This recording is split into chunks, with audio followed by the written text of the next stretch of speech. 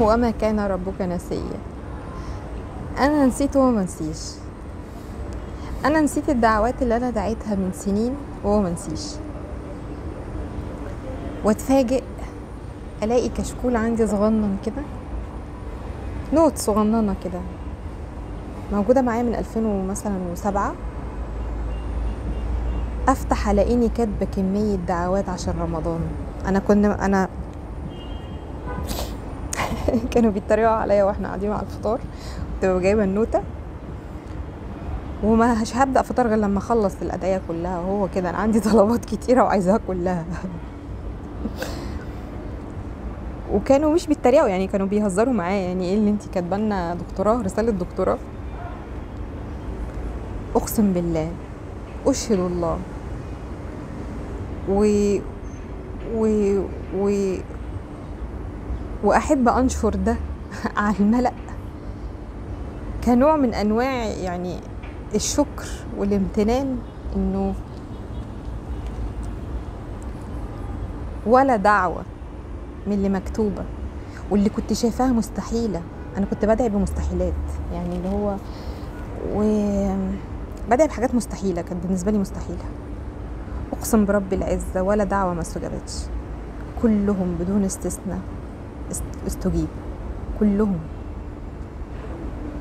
انا نسيتهم ودعيت واستودعتهم ربنا كده نسيتهم بقى عشان غفلت، نسيتهم عشان انا ما خدتش بالي، نسيتهم عشان يئست ممكن، نسيتهم عشان بطلت ادعيهم تاني ممكن،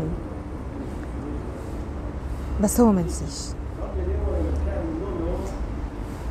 مفيش حاجة عنده بتضيع، ولا دعوة بتضيع، ولا ذكر بيضيع، ولا معروف بيضيع،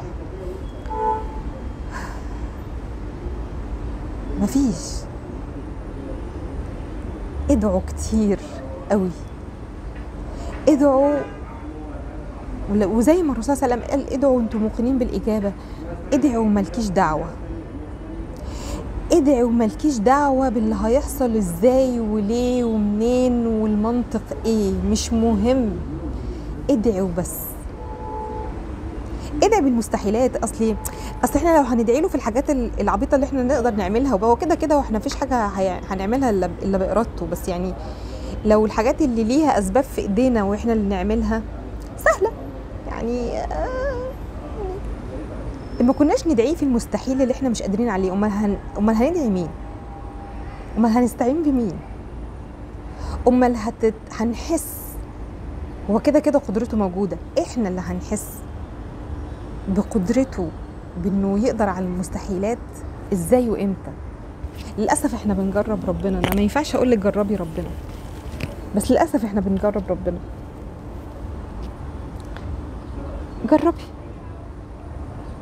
جربي ادعي بحاجه مستحيله.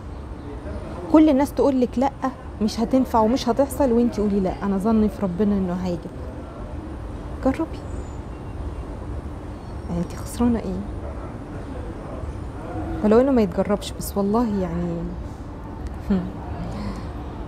انا قلت اقول على ده على الملأ كنوع من انواع الشكر. ربنا لك الحمد ولك الشكر. اللهم ما اصبح بي من نعمة او باحد من خلقك فمنك وحدك لا شريك لك، فلك الحمد ولك الشكر.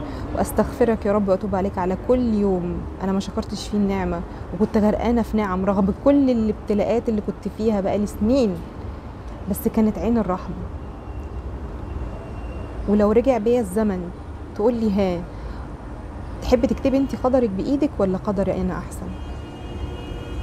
اقول لا يا رب، اللي انت كتبته هو الصح.